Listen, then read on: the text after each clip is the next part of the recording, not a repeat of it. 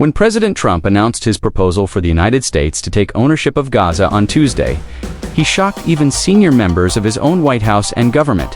While his announcement looked formal and thought out, he read the plan from a sheet of paper.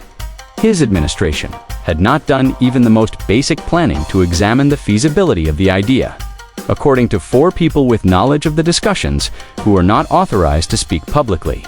It wasn't only the Americans who were scrambling. The announcement came as just as much of a surprise to Mr. Trump's Israeli visitors.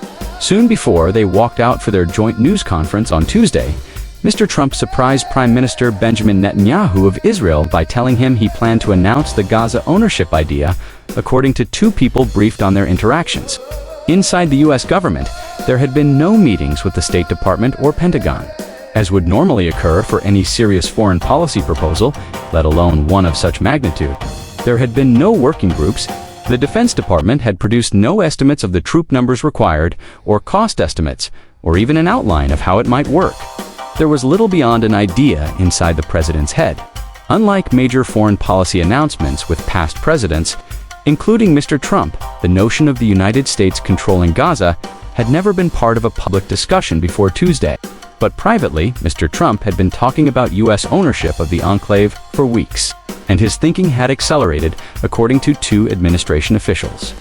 After his Middle East envoy, Steve Witkoff, returned from Gaza last week and described the horrific conditions there. But nobody, not in the White House, not the Israelis, expected Mr. Trump to roll out the idea on Tuesday until shortly before he did so. The idea was met with immediate opposition from the Arab world, including from Saudi Arabia, a key U.S. ally. And in comments to reporters on Wednesday, White House Press Secretary Caroline Leavitt tried to soften some of Mr. Trump's statements. Palestinians returning to their homes in Jabalia in northern Gaza on Sunday.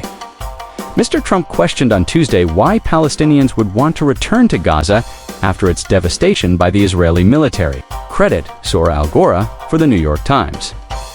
While Mr. Trump had questioned why Palestinians would want to return to Gaza after being relocated and suggested the area could become a haven for tourists, Ms. Leavitt maintained that Mr. Trump simply wanted Jordan and Egypt to take in Palestinians temporarily.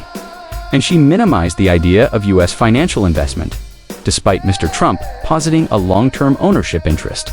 She also said the president had not committed to putting boots on the ground. Although Mr. Trump had said, "We'll do what is necessary, and if it's necessary, we'll do that."